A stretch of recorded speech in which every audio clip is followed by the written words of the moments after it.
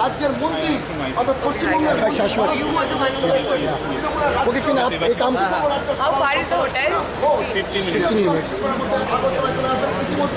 অভিনেত্রী এবং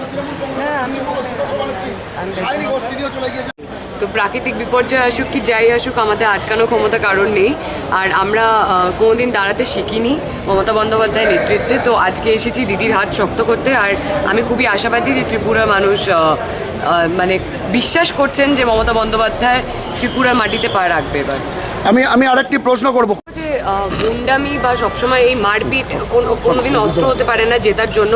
যারা ভয় পায় তৃণমূলের জয়কে তারাই এই ধরনের অস্ত্র ব্যবহার করে। তো আমাদের সেটা দরকার নেই। আর আমাদের নেত্রী হচ্ছে আমাদের বাংলার বাঘিনী।